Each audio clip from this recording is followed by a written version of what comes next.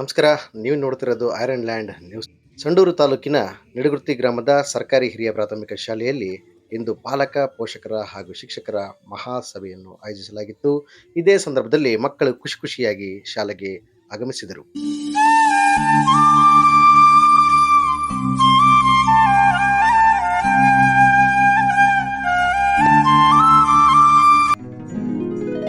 ಕಾರ್ಯಕ್ರಮವನ್ನು ಪ್ರಾರ್ಥನೆಯೊಂದಿಗೆ ಪ್ರಾರಂಭಿಸಿ ಸಸಿಗೆ ನೀರುಣಿಸುವ ಮೂಲಕ ಉದ್ಘಾಟಿಸಲಾಯಿತು.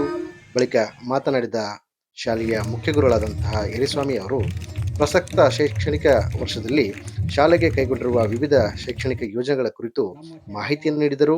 ಖಾಸಗಿ ಶಾಲೆಗಳು ಮತ್ತು ಸರ್ಕಾರಿ ಶಾಲೆಗಳ ನಡುವಿನ ತಾರತಮ್ಯದ ಕುರಿತು ವಿವರಿಸಿದ ಅವರು ಸರ್ಕಾರಿ ಶಾಲೆಗಳಲ್ಲಿ ವಿದ್ಯಾರ್ಥಿಗಳಿಗೆ ಲಭ್ಯವಾಗುವ ಗುಣಮಟ್ಟದ ಶಿಕ್ಷಣ, ಉಚಿತ ಸೌಲಭ್ಯಗಳು, ಸರ್ಕಾರ ಜಾರಿಗೊಳಿಸಿರುವ ವಿವಿಧ ಕಲ್ಯಾಣ ಯೋಜನೆಗಳ ಬಗ್ಗೆ ವಿವರವಾಗಿ ತಿಳಿಸಿದರು.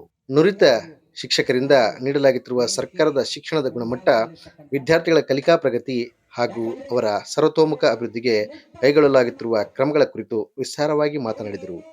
ಪೋಷಕರು ಮಕ್ಕಳ ಶಿಕ್ಷಣದ ಬಗ್ಗೆ ಹೆಚ್ಚಿನ ಕಾಳಜಿ ವಹಿಸಿ ಶಾಲೆಯೊಂದಿಗೆ ನಿರಂತರ ಸಂಪರ್ಕದಲ್ಲಿರಬೇಕು ಎಂದು ಅವರು ಕರೆಯನ್ನು ನೀಡಿದರು.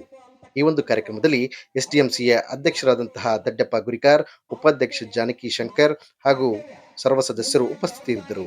ಅದರ ಜೊತೆಗೆ ಶಿಕ್ಷಕರಾದ ಶಶಿಧರ ಬಿಎಂ, ಶ್ವೇತಾ ವಿಕೆ, ಕಿರಣ್ ಕುಮಾರ್ ಸೇರಿದಂತೆ ಗ್ರಾಮದ ಹಿರಿಯರು, ಮುಖಂಡರು ಹಾಗೂ ಗಣ್ಯಮಾನ್ಯರು ಸೇರಿದಂತೆ ವಿದ್ಯಾರ್ಥಿಗಳ ಪಾಲಕ, ಪೋಷಕರು ಸೇರಿ ಕಾರ್ಯಕ್ರಮವನ್ನು ಯಶಸ್ವಿಗೊಳಿಸಿದರು.